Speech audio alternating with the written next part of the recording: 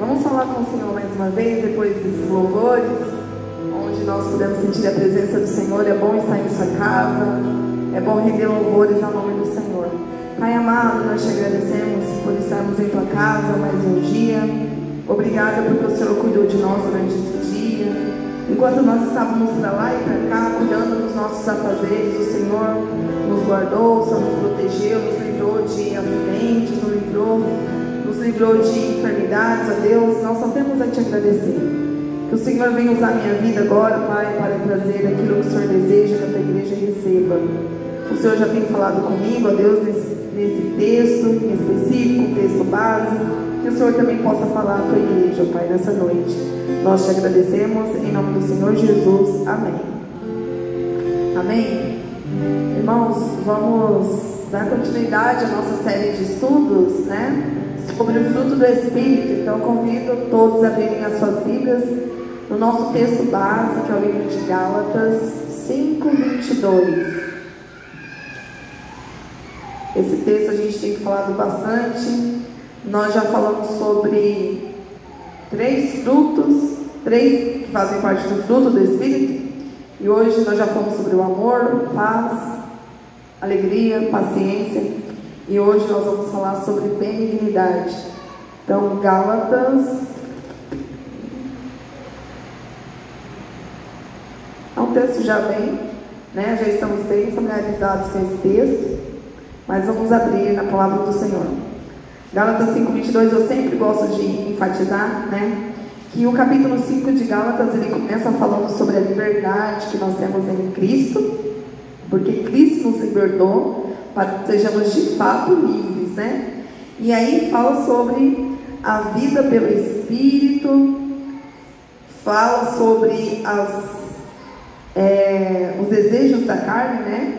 Os frutos da carne e as obras da carne, na verdade, e o fruto do Espírito, no 22, que diz assim: o fruto do Espírito, porém, é amor, alegria, paz, longanimidade, mas também conhecido como paciência, né?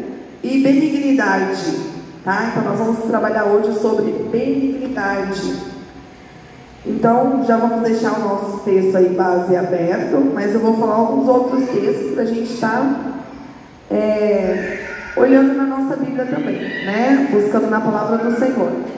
Então, primeira coisa, a definição, né, da bíblica, da palavra, do que é benignidade. Então, a gente já viu aqui que é um fruto, né, do Espírito, mas ela tem a origem, né, ela vem do grego. Então, a palavra benignidade no Novo Testamento, para quem não sabe, o Novo Testamento foi escrito em grego. Então, no grego, essa palavra, eu não vou me arriscar a falar, né? Mas é Christotes, alguma coisa nesse sentido aí. Né? Não sou habilitada para falar grego, mas que significa a mesma coisa que bondade, uma bondade ativa, mesma coisa que uma gentileza prática. A gente fala muito de gentileza, né? A gente ouve muito essa palavra gentileza, inclusive tem até o dia da gentileza. Disposição interior de fazer o bem, benevolência que se manifesta em ações, doçura aliada à firmeza moral, um caráter refinado pelo Espírito Santo. Então, você ser uma pessoa benigna, você ter benignidade, não significa ser uma pessoa legal. Né, eu sou legal, então eu tenho benignidade, eu tenho esse fruto do Espírito. Então, por ser o fruto do Espírito, já é algo que não vem de nós. Ele é produzido, né, através do Espírito Santo. Então, esse ser benigno, ter a benignidade, é refletir o caráter de Cristo, através de atitudes concretas em favor dos outros. Então, tudo que a gente tem visto aqui sobre o fruto do Espírito, nada vem de nós, né? O amor não vem de nós, a alegria não vem de nós, a paz, a paciência, nada disso vem de nós. Então, tudo isso é uma manifestação do caráter de Cristo em nós. Então, nós precisamos nos permitir, né, que o Senhor venha trabalhar em nós. Então, cada um de nós temos as nossas deficiências, né? Assim como a gente tem o nosso corpo, o nosso organismo funcionar bem, a gente precisa de vitaminas, né? E às vezes as nossas vitaminas têm umas que estão abaixo, a gente precisa repor para a gente ter uma boa saúde. Então, a questão do fruto do Espírito também, né? Ele se manifesta dessas 9 formas, e dentro de nós a gente tem sempre um ou mais, né? Que a gente precisa permitir que o Espírito Santo trabalhe mais. Então, eu não sei se em você é a benignidade, eu não sei se em você é a paciência, se é o amor, se é a alegria, enfim, a paz, né? Então, cada um de nós a gente vai identificando, né? E permitindo que o Senhor venha agir na nossa vida, né? Porque o Senhor não vai impor, se nós não desejarmos sermos transformados por Ele. Então, a benignidade, ela é mais profunda que a bondade. A gente vai, até na lista, né? A gente tem a bondade, mas a benignidade, ela é mais profunda. Por quê? Porque ela fala da qualidade do coração. Enquanto que a benignidade, muitas vezes, a bondade, na verdade, muitas vezes enfatiza a ação. Fulano foi bom comigo. Então, fulano teve uma atitude de bondade comigo. Não significa que isso está vindo do coração, do fundo do coração. Porque nós somos maus, né? O ser humano, mas às vezes a gente tem uns relances assim, de bondade, né? Às vezes a gente acorda com o pé direito, como dizem, e a gente age com bondade, mas às vezes, muitas vezes com interesse, ou enfim, né? Então a bondade, ela está ligada mais à bondade do mundo, né? Que a gente fala de bom, de ser bom. Está ligada muitas vezes à ação, enfatiza a ação, você ser bom, fazer algo um prol do outro. Mas a benignidade, ela demonstra o que tem no nosso coração. Uma pessoa benigna é algo que vem de dentro. Então essa manifestação é a ação do Espírito Santo. Então a benignidade é o que você é por dentro, e a bondade que você faz por fora.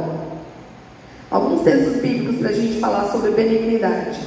Salmo 63:3. Eu vou falando alguns textos aqui e eu vou lendo. Tem outros que eu vou pedir para a gente compartilhar, tá?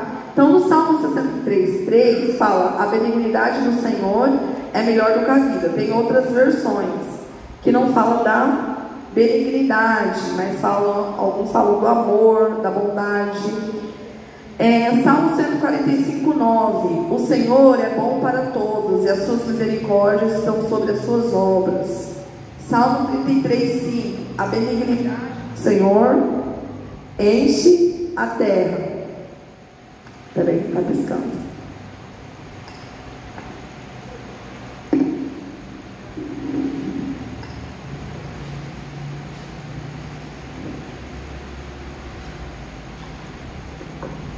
Vamos para aquele que não falha. O confio, eu gosto muito. Amém. Voltando então. Salmo 33:5 diz: a benignidade do Senhor enche a terra. Então a benignidade, ela flui do caráter de Deus. Então, assim como o pastor estava falando aqui sobre situações que não são opcionais, né? Então a benignidade, ela não é algo opcional para o cristão, ela é uma marca obrigatória de todos aqueles que nasceram de novo. Então, eu aceitei a Jesus, eu nasci de novo, então eu preciso refletir isso, eu preciso manifestar isso. Não é algo assim, não sei se eu quero manifestar a benignidade, não sei se eu estou sentindo que devo, né? É uma marca, tem que ser, é algo que precisa ser manifesto, porque senão, então, eu não aceitei a Cristo. Então, eu não, né, eu preciso realmente me converter novamente, se eu não estou refletindo, se eu não estou sendo trabalhado nisso. A benignidade, ela é fruto do Espírito, não é natural ao ser humano. Então, é algo que a gente não tem isso.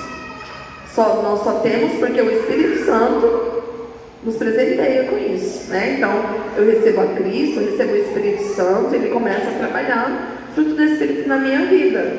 Então, eu preciso me permitir. Não tem como eu dizer, não, eu não quero. Eu só quero aceitar a Cristo, mas eu não quero manifestar isso, eu não quero ser trabalhada nisso. Então, tem alguma coisa errada aí. Então, Gálatas 5:22 fala, né? Mas o fruto do Espírito aí fala amor, aí fala da benignidade. Então, esse texto, ele já está mostrando que a benignidade, ela não nasce da carne, ela nasce do Espírito. Porque se a gente olhar para trás, como eu disse, né, ali a partir do 5:19, vai falar das obras da carne, e lá não está falando benignidade. Então não nasce com a gente, não é da carne, é do Espírito. Ela vem lá depois no 22, né? Mas o fruto do Espírito, porém, é amor, alegria, paz, longanimidade, benignidade. Então, não é natural do ser humano, mas é o fruto do Espírito. Então, é resultado da ação contínua do Espírito Santo na vida do cristão. Então, lá em Efésios 4:32 diz: sede benignos uns com os outros, misericordiosos, perdoando-vos uns aos outros. Então, a benignidade aqui, ela não está entrando como uma sugestão, né? Se você puder, se você quiser, não, tá? Sede benignos. É uma ordem, né? Está no imperativo aqui, no modo imperativo, sede. Então é uma ordem direta. A benignidade conduz ao arrependimento. Romanos 2:4 fala: a benignidade de Deus te conduz ao arrependimento. Deixa eu só abrir aqui para ver se está nessa versão. Romanos 2:4. Ou desprezas tu as riquezas da tua bondade, tolerância e paciência, ignorando que a bondade de Deus te leva ao arrependimento? Em outras versões fala a benignidade, que a benignidade de Deus te leva ao arrependimento, né? Você despreza as riquezas da bondade, tolerância, ignorando, né? Então, quando a gente não permite que o Espírito Santo trabalhe em nós estamos ignorando, né? A gente não está permitindo que a benignidade seja trabalhada. E a benignidade, ela conduz, porque todo o nosso exemplo está em Deus. Deus é a fonte inesgotável de tudo, né? Então, ele é a nossa referência. Então, tudo vem dele. Só um que é bom, né? Que é Deus. É o único que é bom, que tem toda a bondade, que é amor, né? Então, é dele que vem tudo isso. Então, a benignidade conduz ao arrependimento. Então, benignidade não é fraqueza. Porque às vezes as pessoas falam assim, às vezes compara, né? Fulano é tão bom com as pessoas não agem da mesma maneira, né? Ou às vezes a gente acha que a gente faz algo de bom para o outro e às vezes a gente não recebe de volta aquilo, né? Dá a impressão que você está sendo fraco, que você tá, só você que age com bondade, com benignidade e não recebe de volta e continua. Então não é uma fraqueza, né? É um poder espiritual que quebra resistências e transforma corações. Então a gente precisa sim desenvolver. Se a gente só age assim com quem age com a gente, então não é o fruto do Espírito, é de nós mesmos. Porque se a gente faz algo esperando essa recompensa do outro, então não é um fruto do Espírito, porque tem que ser algo que o Senhor está trabalhando em nós e a gente vai agir conforme Ele age, né? Conforme o Senhor Jesus agiria. Benignidade como expressão do caráter de Cristo. Então Jesus, ele é a personificação perfeita da benignidade. Por quê? Quando a gente olha para a Bíblia, a gente vê todo o caminhar de Jesus aqui na Terra, a gente viu, né, Jesus fazendo muitas coisas que as pessoas daquela época não faziam e que talvez nós também não faríamos. Exemplos: Jesus, ele tocava em leprosos que ninguém tocava, porque a lepra era uma maldição, né? Ninguém queria ficar perto de um leproso. O leproso, ele era excluído da sociedade. E Jesus, ele fazia questão de ir lá, né? De estar presente, de tocar. Então, ele é a perfeita benignidade. Então, ele tocava em leprosos, conversava com pessoas que naquela época as pessoas não queriam contato, né? Por exemplo, a mulher samaritana, que era excluída também da sociedade ali onde ela estava. As crianças também, que não eram vistas assim como pessoas ou como importantes, Jesus fazia questão de chamar para perto, né? Os discípulos querendo afastar. Então, se os discípulos afastavam as crianças, é porque para a cultura ali, para o povo, não fazia diferença, né?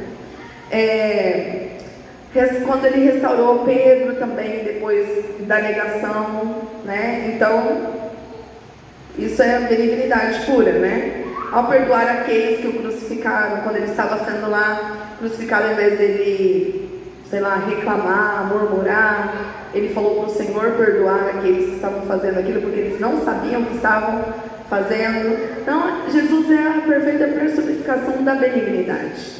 Então, é nele que nós devemos nos espelhar. Então, a benignidade de Jesus sempre vinha acompanhada de verdade, graça, justiça e ação. Então, não era algo assim, simplesmente só por fazer. Vinha acompanhada disso. Então, não era sentimentalismo, era amor em movimento. Então, a benignidade, a gente pode dizer que é o amor em movimento. Não adianta você falar assim, eu amo, ou eu tenho que amar, mas como? Transformar isso em ação, em algo palpável, né? Então, é compaixão que produz transformação. Então, o que a benignidade não é? A benignidade não é fraqueza, como a gente já viu, não é passividade, não é ser bobo, não é agradar pessoas e não é condescendência com o pecado, né?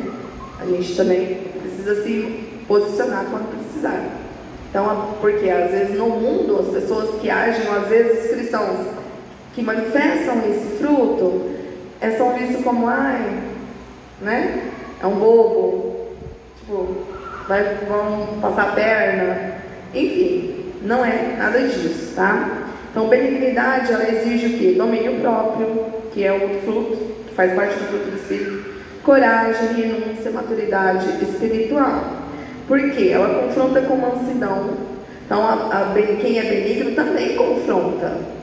Precisa, né, confrontar o erro, confrontar o pecado, mas com mansidão também faz parte, né, do fruto do Espírito. Corrige com amor e guia com graça.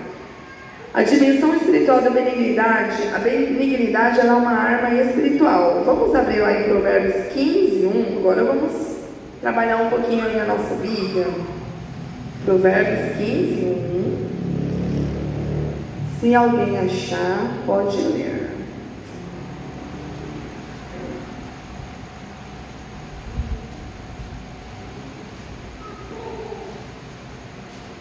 A resposta branda desvia o furor, mas a palavra dura suscita a ira. Isso, então a benignidade ela é usada como uma arma, porque para você dar uma resposta branda, você tem que ser uma pessoa benigna. Tem que ter ali aquele controle, né? Então ela desarma conflitos. 1 Pedro 4,8, a referência, né, fala que traz cura emocional. Então deixa eu abrir rapidinho aqui, 1 Pedro.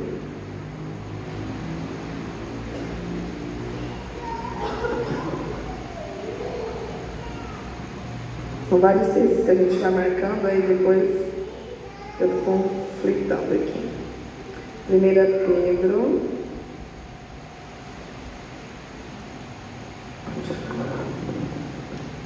Caindo outro aqui.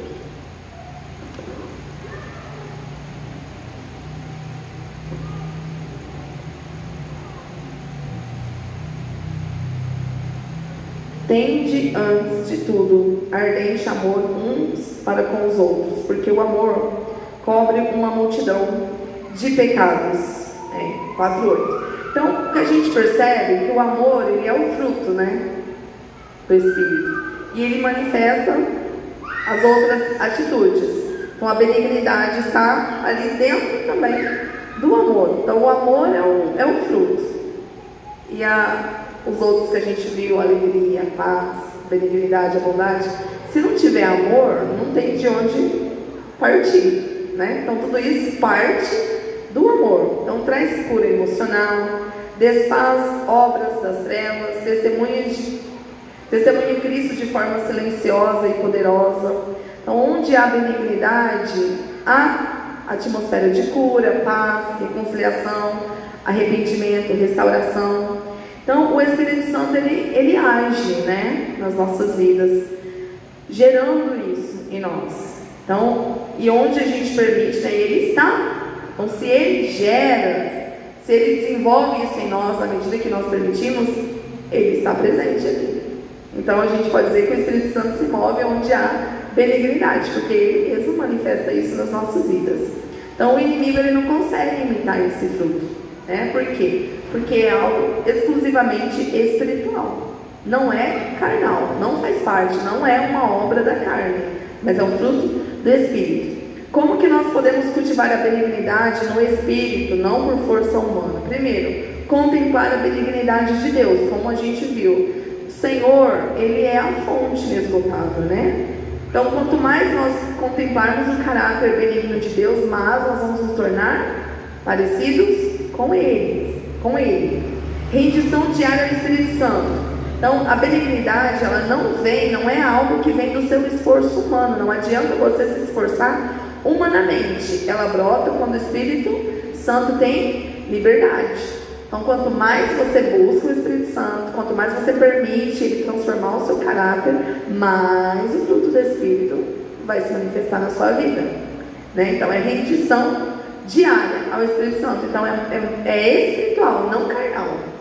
Porque o que é da carne, você tem que fazer um esforço gigantesco com a força do braço. E aí você se cansa, aí você não permanece, porque não é verdadeiro. Mas o fruto do Espírito tem que ser, você tem que se render, nós temos que nos render ao Espírito Santo. Encher-se da palavra. Então, a benignidade, ela vai nascer no coração, de um coração moldado pela Escritura. Então, o Espírito Santo age na minha vida a partir do momento também que eu permito, mas eu vou buscar Ele, né? Em oração, vou buscar na palavra. Então, eu vou permitindo, Ele vai agindo em mim e eu também vou fazendo também que eu preciso. Eu quero mais do Espírito Santo na minha vida, eu quero mais que os frutos do Espírito se manifestem na minha vida, eu tenho que buscar me render ao Espírito Santo, também na leitura da sua palavra.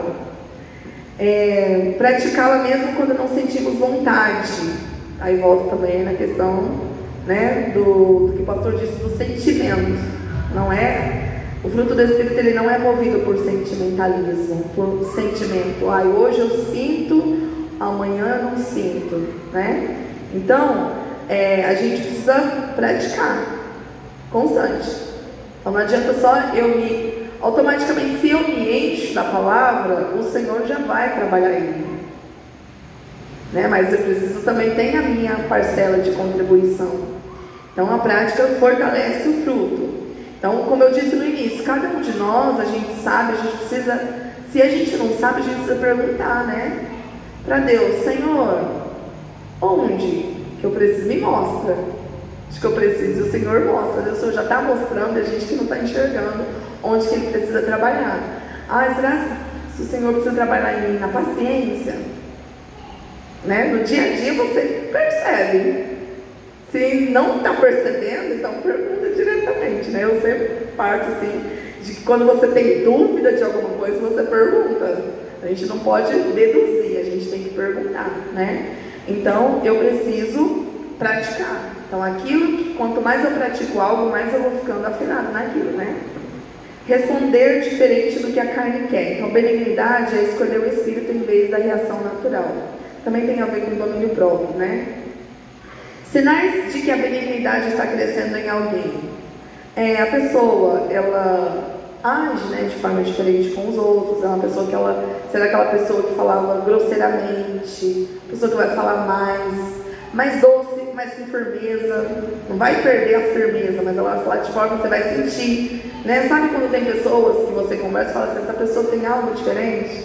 A forma que ela fala transmite paz. E ainda assim ela tem autoridade, a gente sente, né? Então a autoridade, ela não é pela questão do tom da voz, mas é a firmeza que a gente fala.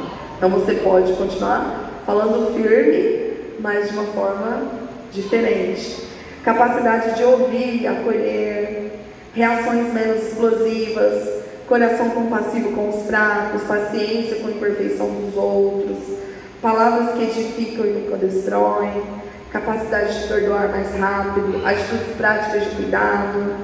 Então, para a gente pensar um pouco, para a gente refletir e se autoavaliar, minhas palavras, né, como eu tenho lidado com as pessoas, tem gerado mais cura ou feridas? Eu tenho demonstrado benignidade com as pessoas nas minhas palavras, na forma que eu falo com as pessoas? Eu sou gentil mesmo quando as pessoas não estão, quando ninguém vê? Ou eu só sou gentil quando algo me favorece, quando alguém que eu imagino que seja importante está ali, eu preciso mostrar, né? Igual um funcionário que na frente do chefe trata muito bem o cliente, mas quando o chefe não está, é grosseiro, né? Então, será na nossa vida a gente está agindo assim? Eu sou gentil mesmo quando ninguém vê, mesmo quando não é como um irmão da igreja lá fora, né? A forma que a gente lida com as pessoas que a gente na verdade deveria se preocupar mais, né? Com as pessoas que não conhecem a Deus, porque isso é o testemunho, né? Mas às vezes não, os irmãos me conhecem, né? Então eu tenho aquela minha máscara, então eu tenho que mostrar a boa moça, o bom moço, mas no dia a dia aí trata mal as pessoas, não dá bom dia para ninguém que encontra na rua, ou que do trabalho, do porteiro, né? Enfim, costumo reagir com dureza ou com brandura. Alguém se sente acolhido e seguro perto de você? Como que a pessoa se sente? O Espírito Santo tem liberdade para moldar o seu coração, né? Então, como eu falei, isso também é para mim. Às vezes tem situações que vão se repetindo na nossa vida e a gente não pode ficar culpando as pessoas. A gente não pode terceirizar a culpa, né? Então, se tem algum problema repetido na sua vida, a culpa é sua. A culpa é minha. Cada um sabe aonde aperta. Então, o Senhor ele vai dando oportunidade para trabalhar em nós certas situações. Aí, não sei se você já parou assim, nossa, mas por que isso acontece comigo? Porque só comigo. Alguma coisa tem. Então, o Senhor está trabalhando com você, e aí, você não está ouvindo, não está percebendo, e às vezes você não quer nem perguntar para Deus, porque se começar a perguntar, Deus não vai parar de falar, e a gente não vai querer mudar. Eu vi esses dias um vídeo que falava assim, que a gente precisa se preocupar quando Deus falar assim, tá bom, faz do seu jeito. Pode fazer do seu jeito. Aí a gente tem que ficar preocupado, porque enquanto a gente está passando por situações difíceis na nossa vida, o Senhor está trabalhando em nós. E o Senhor ele não desiste, o Senhor vai trabalhando, o Senhor vai tendo mais paciência, mais benignidade, mais misericórdia. As misericórdias dele se renovam a cada manhã sobre a nossa vida. Mas eu acho que a maior tristeza é quando Deus fala assim, tá bom, vai e faz. Você quer assim? Então vai. Então às vezes a gente pede que Deus, né, faça a vontade dele na nossa vida, mas muitas vezes a gente quer que a nossa vontade prevaleça. Aí quando a nossa vontade não prevalece, a gente bate o pé, a gente reclama, a gente murmura, a gente... Então, será que vai chegar uma hora? Já pensou de chegar uma hora que Deus fala assim, não, vai, pode ir. Aí você, cadê a proteção de Deus? Porque enquanto as coisas não acontecem do jeito que a gente quer, é porque Deus está nos protegendo de nós mesmos. Porque o nosso maior inimigo somos nós mesmos. A pessoa que você olha no espelho todo dia de manhã cedo é o seu maior inimigo. Quem é que te impede de crescer? Você. Quem é que te impede de buscar mais intimidade com Deus? É você. Então a gente às vezes fica terceirizando e falando assim, nossa, o diabo está me perseguindo. Irmão, nós não somos a última bolachinha do pacote. O diabo tem outras coisas também para fazer. Às vezes ele olha para algumas pessoas e ele fala assim, se tivesse um tribunal para ele ainda colocar a pessoa na justiça, porque está me acusando sem prova. Porque às vezes o diabo não precisa nem agir na nossa vida. Porque a gente já faz o favor de estragar tudo sozinho. E aí às vezes a gente está ali achando que a gente é perseguido, achando que o inimigo, nossa, não dá trégua, nossa, falou então, né? Estrela do amanhã. Não é assim. Então às vezes a gente não cresce em áreas da nossa vida porque a gente se impede. É a gente que se impede. Então às vezes o inimigo não está nem se esforçando para tentar tirar nossa paz. Porque a gente mesmo consegue fazer isso sozinho muitas vezes, né? Então, a gente tem que se preocupar com isso, que seja feita a vontade de Deus, mas quando Deus estiver realizando a vontade dele, a gente não tem que questionar, a gente tem que confiar, a gente tem que ter fé que o que ele está fazendo é o melhor, que ele vê coisas que a gente não vê, que ele ouve coisas que a gente não ouve. Então, se você acha que as coisas não estão do jeito que você quer, dê graças a Deus, porque se tivesse do seu jeito, estaria bem pior, porque a gente não sabe fazer escolha. Você sabe fazer escolhas? Pensa em alguma escolha que foi você que fez e vê se deu certo. Né? Então, às vezes, o Senhor nos permite fazer escolhas. Mas e aí? Será que são escolhas acertadas? Porque o que a gente precisa fazer é buscar em Deus, né? Tudo que a gente for escolher, Senhor, seja feito igual Jesus disse, né? Seja feita a tua vontade. Jesus queria ir para a cruz. Era vontade da carne ali de ir para a cruz? Não. A carne de Jesus não queria ir para a cruz. O lado humano de Jesus não queria ir para a cruz. Mas ele falou que seja feita, se possível, o próximo, né? Mas que seja feita a tua vontade. E ele se rendeu à vontade de Deus. E olha o que aconteceu. Jesus ressuscitou ao terceiro dia, Jesus subiu aos céus, Jesus está sentado à destra de Deus Pai, Jesus voltará. E se ele tivesse se rendido à vontade da carne?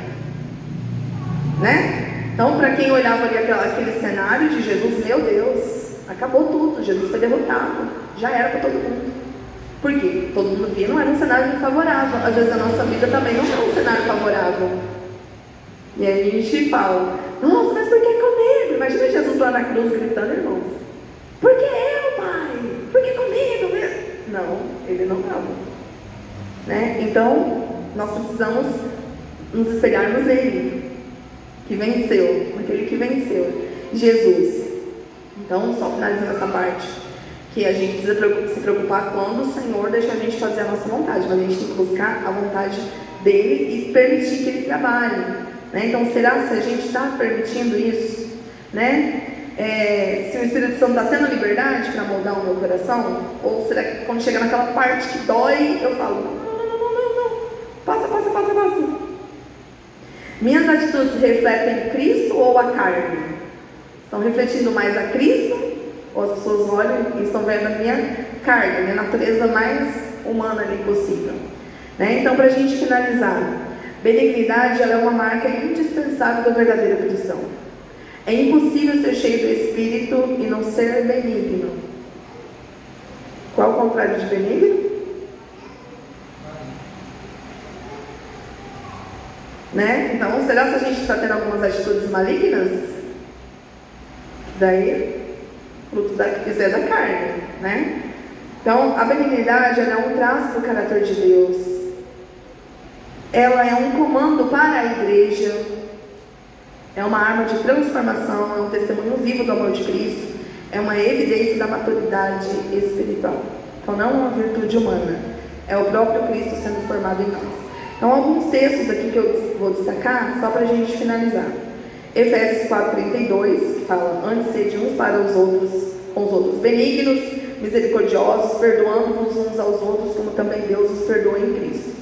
Então essa benignidade apresentada aqui, em Efésios 4:32, está falando de uma atitude contínua, algo que a gente precisa ser, é um imperativo, né? Sede. Não é uma reação momentânea, mas é um estilo de vida. Então, fruto do Espírito não é algo da moda, não é algo que eu estou com vontade, mas tem que ser um estilo de vida. Até quando? Até a volta de Cristo. A gente tem que buscar ter o fruto do Espírito manifesto na nossa vida. Paulo, Paulo liga benignidade, misericórdia e perdão, mostrando que ela não existe isolada, é o que eu estou dizendo, né? O fruto do Espírito, ele é interligado, né?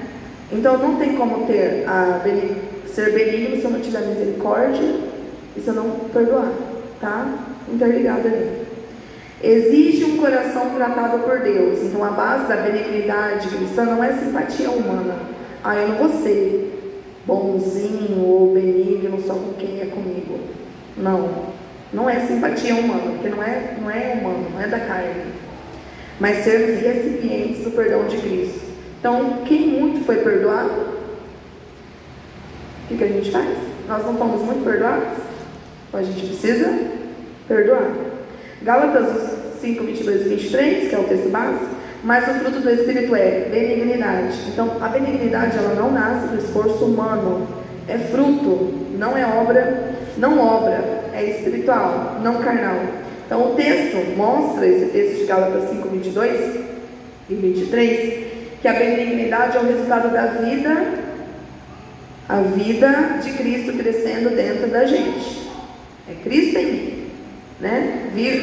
Não vivo mais eu, mas Cristo vive em mim. Então, se Cristo vive em mim, o que vai ser manifesto na minha vida? A benignidade, ela é evidência de maturidade, de comunhão com o Espírito Santo. A cada vez que somos benignos, estamos revelando o caráter de Cristo. Quando nós não somos, estamos revelando a natureza caída, a natureza humana, as obras da carne.